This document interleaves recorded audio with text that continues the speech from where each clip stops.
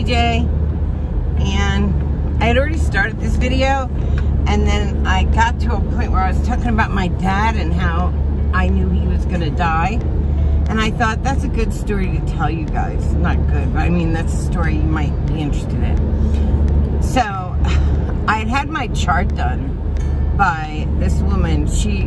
Her name was Alma, but she called herself Andy. I don't know why. I guess she thought it was cuter than Alma. But anyway, either way, Andy. So Andy did my chart, because the thing about doing your own chart or any readings on yourself is you're always going to do like fear and hope. And so if you're afraid of something and something comes up, you're like, oh, that's it, that's the sign, you know. And really what you want is a third party that doesn't know you to do your chart, because you could get really good information that way in the list of things that could happen to you. But the one thing that I kind of knew, and she knew, was I was going to inherit money. And I have a very small family. I knew probably in September, it turned out to be closer to October, that I was inheriting money. So I go to Andy for a reading, and she, first thing she says is, well, you know you're inheriting money. And I say, I know, but I need somebody else to tell me like what's going on, because there's really only my mom or my dad, and I don't know which way it's going to go.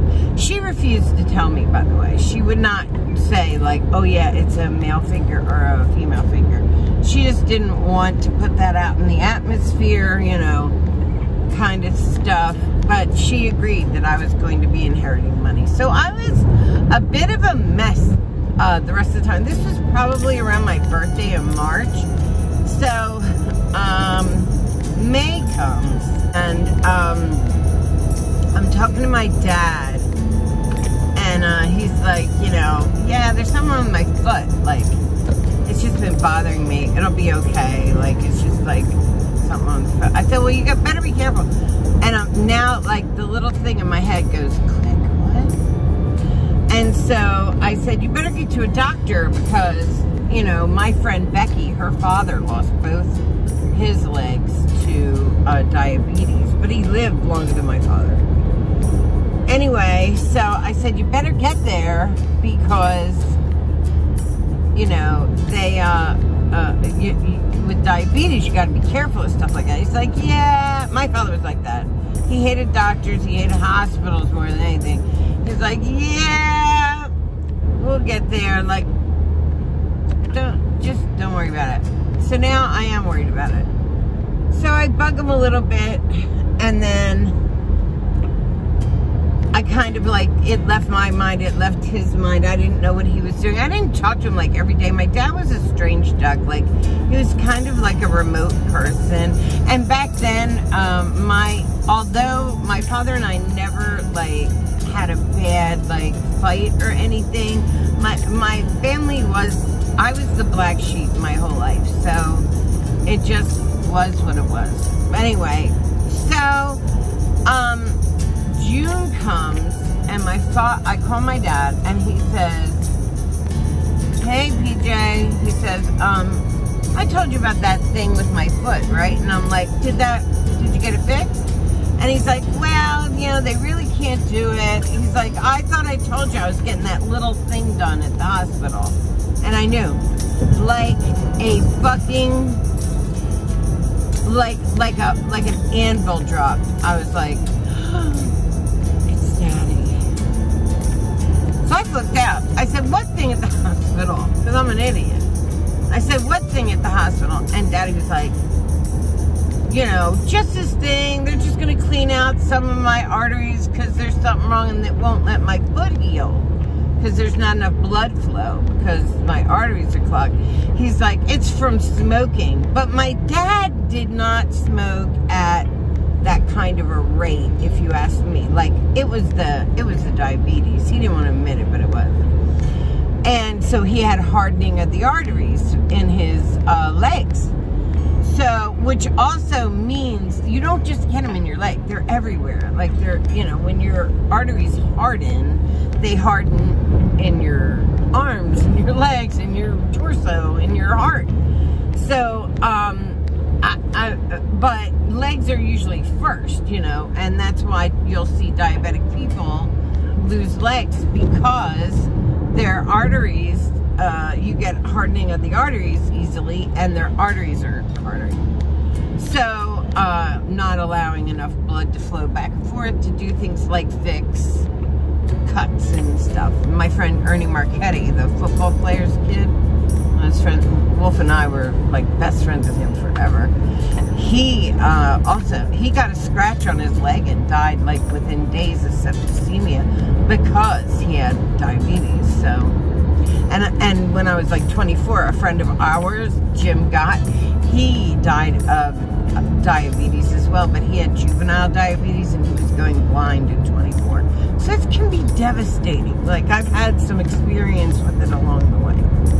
So anyway, Daddy,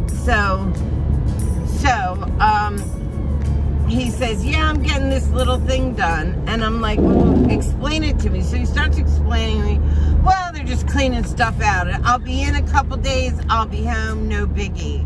I knew he wasn't gonna, I knew in my heart he would never make it out of the hospital. Like, I just knew it. I thought he was gonna die on the table. So, my father, like, do you know how you have people in your world that are for you, and then you have people in your world that you're for? Mostly in my world, I have people that I'm for, like that I am the person that's the help, that's the one to listen and do and advise and help.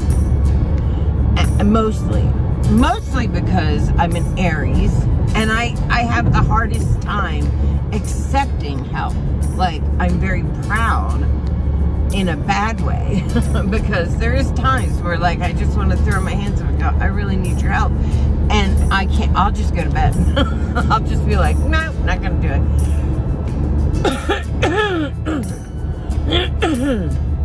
Now, there are a few people right now that I allow in, 3 to be exact, and that's it. That's it. I'll never, you know, they're allowed in my life, and they can help to a point. If they go too far, I get very angry, because I don't, you know, just because I'm talking, because some of them feel like if I talk to them about something, they have to fix it, and sometimes I wish I could just talk to somebody about it and get it off my chest, but let me find the way to fix it. See, I'm so proud. It's ridiculous. But anyway, so in my life at that time, I felt like my father was the only one who was there for me, who was like put on the earth so I could get respite in someone else. My marriage had been falling apart. Jeff and I had just started seeing one another. I certainly wasn't leaning on Jeff. It just was like so fucked up. So, and it wasn't like I was like, oh, please take my mom, not my dad, because, like, I knew it wasn't like that. Like, I know, like, the universe isn't like that. But I did feel, and this is, like, kind of, like, where I think the whole story of me dying on the table really matters. I did feel like God had, like, or whoever, my higher power had decided to punish me and, you know, stick me in a boat in the middle of the ocean and push me aside with no rope, no oars, and say bye. Like, that's how I felt. So I would regularly call my father, hysterical crying, and tell him he couldn't go to the hospital for the days leading up to the day he had to go to the hospital. So I would be like, don't go, you can't go. First off, the minute I knew it was my father, the one thing I wasn't going to do prior to any knowledge of this was I wasn't going to do my parents' charts, because I thought I can throw my own spin on it. Is it my mom? Is it my dad? I knew it had to be one, but I kind of didn't want to believe she was right, even though I knew she was right. Do you know what I mean? So anyway, so my father says no. So I'm a mess. Like calling my mom, screaming at her, like, don't let him do this. Like, this isn't good. You don't understand. I can't tell. What am I going to tell my father he's going to die? Tell my mother he's going to die? I can't do that.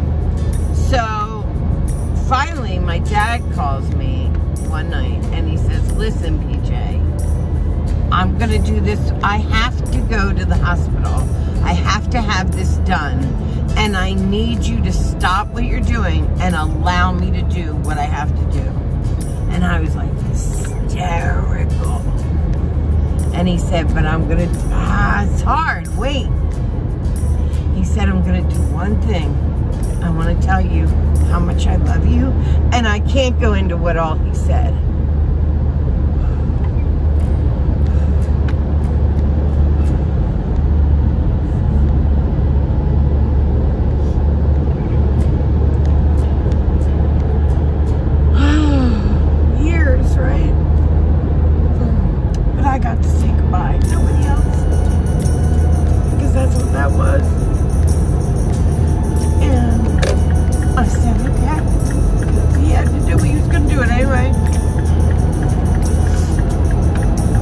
lived like 3 days after the surgery.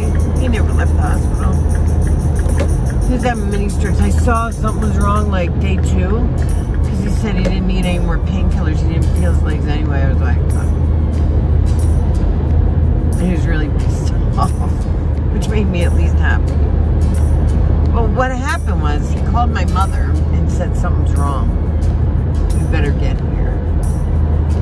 And what that put in my head was how scared my dad must have been. I mean, my mom and dad were not together. So for him to call my mom and say, Alice, come here. There's something wrong. My dad had to be scared or have some clue that this was all going wrong. So, and I don't know how a man who exercises, plays tennis, he's like, yeah, I played tennis too up until I couldn't anymore, but like, I don't know how somebody who was so vibrant, like, physically, my father was thin, rock solid, he looked great for his age, he was like, women thought he was sexy, Anyway, I won't go that far, but,